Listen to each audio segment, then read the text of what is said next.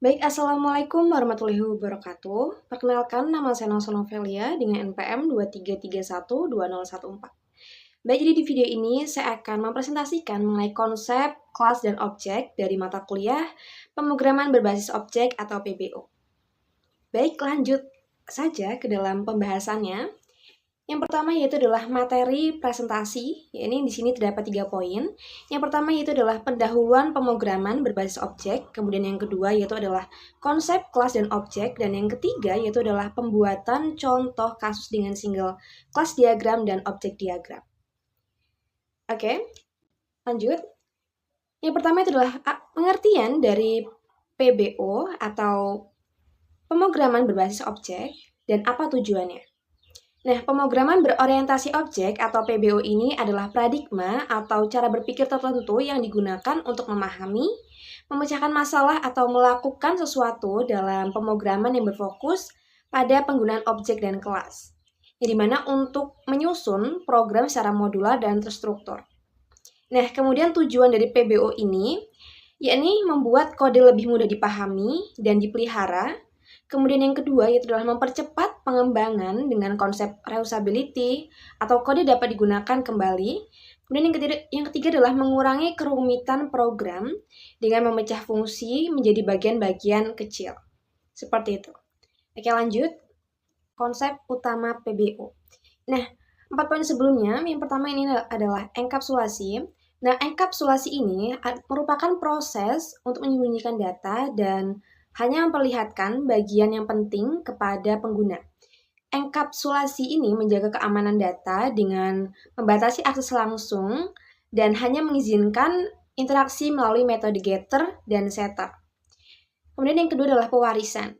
Nah, pewarisan ini merupakan kelas baru atau kelas anak yang dapat mewarisi properti dan metode dari kelas yang sudah ada atau kelas induk. Nah, pewarisan ini menghindari duplikasi kode dengan memanfaatkan kembali fitur dari kelas induk. Seperti itu. Lanjut ke poin selanjutnya itu adalah polimorfisme. Nah, satu fungsi atau objek dapat berperilaku berbeda tergantung konteksnya. Polimorfisme ini memberikan fleksibilitas dan memungkinkan metode dengan nama yang sama bekerja secara berbeda pada kelas yang berbeda. Kemudian yang keempat adalah abstraksi. Nah, abstraksi ini adalah konsep utama yang dimana menyembunyikan detail kompleks dan hanya menampilkan informasi penting kepada pengguna. Abstraksi ini memfokuskan pada esensi dari objek tanpa menampilkan seluruh implementasi internalnya. Selanjutnya, konsep kelas dan objek dalam PBO. Nah, yang pertama itu adalah pengertian dari kelas ini. Kelas adalah template atau cetakan untuk membuat objek.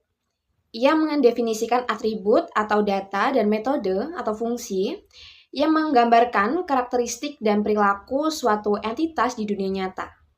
Nah, kelas ini memungkinkan kita untuk mengorganisasikan kode menjadi bagian yang lebih terstruktur dan modular. Setiap objek yang dibuat dari kelas akan mewarisi atribut dan metode yang didefinisikan di dalamnya. Nah, pengertian atribut ini adalah variabel yang digunakan untuk menyimpan data spesifik. Kemudian metode yaitu adalah fungsi yang mengatur perilaku objek. Nah, misalnya tindakan yang bisa dilakukan oleh objek, seperti itu. Kemudian selanjutnya itu adalah pengertian dari objek. Nah, objek adalah instance atau contoh nyata dari sebuah kelas.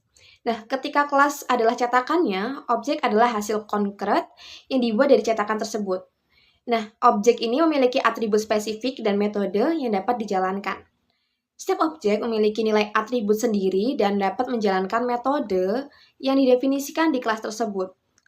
Objek mengizinkan kita untuk bekerja dengan data nyata dan memungkinkan interaksi antar objek dalam program. Oke, lanjut. Inilah contoh kasus single class dan objek diagram. Di sini studi kasusnya itu adalah sebuah departemen lalu lintas ingin membangun sistem registrasi plat kendaraan bermotor yang dapat mencatat informasi detail setiap kendaraan yang didaftarkan. Nah, sistem ini akan mencatat plat nomor, kemudian merek kendaraan, tipe kendaraan, mobil atau motor, dan tahun pembuatan. Nah, selain itu, sistem ini juga harus menampilkan informasi kendaraan yang terdaftar dan memperbarui informasi tipe kendaraan jika terjadi kesalahan input. Yang dimana di sini dapat kita lihat data kendaraannya. Terdapat 5 data kendaraan dan berikut adalah rancangan kelas diagram dari penjelasan di atas dan juga objek diagramnya. Nah, inilah kelas diagramnya. Di sini terdapat simbol private, kemudian nama kelas, daftar atribut, kemudian nama atribut, tipe data, simbol publik, nama parameter, kemudian nama metode dan daftar metodenya.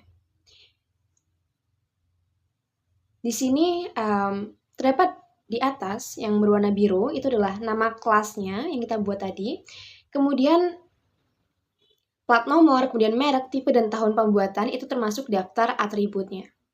Nah, kemudian untuk plat nomor itu adalah string yang dimana itu termasuk simbol private, simbol minus itu termasuk private. Kemudian untuk simbol plus itu adalah simbol publik ya. Oke, kemudian selanjutnya yaitu adalah objek diagram. Di sini terdapat objek diagram dari studi kasus sebelumnya, di mana di sini terdapat objek pertama yaitu adalah kendaraan 1, yang dimana terdapat nama objek, kemudian kelas sumber, nama atribut, dan nilai atributnya. Di sini dapat kita lihat bahwa kendaraan 1 atau kendaraan itu adalah objek pertama, kemudian juga kelas sumber, dan nama objek ini itu adalah kendaraan 1 atau KND1. Kemudian di sini terdapat nilai atribut, yang dimana nilai atributnya itu adalah BE4321BA, kemudian Toyota, mobil, dan 2019, tahun pembuatannya. Nah, nama-nama atribut ini itu adalah plat nomor, merek, tipe, dan tahun pembuatannya. Kemudian kesimpulan dari studi kasus, kemudian poin dan juga poin-poin sebelumnya, ini adalah pemrograman berorientasi objek atau PBO ini adalah paradigma pemrograman yang berfokus pada penggunaan kelas sebagai cetakan dan objek sebagai instansi nyata untuk mempresentasikan data dan perilaku. Nah, PBO ini mengandalkan konsep utama seperti enkapsulasi untuk menjaga keamanan data, kemudian pewarisan untuk penggunaan ulang kode, kemudian polimorfisme untuk fleksibilitas metode, dan abstraksi untuk menyederhanakan kompleksitas. Kelas diagram menggambarkan struktur sistem secara umum, sedangkan objek diagram memvisualisasikan instansi nyata dari kelas dan interaksinya. Nah, dengan PBO ini, program menjadi lebih modular, struktur, mudah dikembangkan, dan efisien untuk dikelola, terutama pada proyek besar yang kompleks. Baik, terima kasih. Mungkin itu saja yang baru bisa saya sampaikan di presentasi kali ini. Apabila ada kekurangan dan kesalahan saya dalam berkata, saya mohon maaf. Saya akhiri. Wassalamualaikum warahmatullahi wabarakatuh.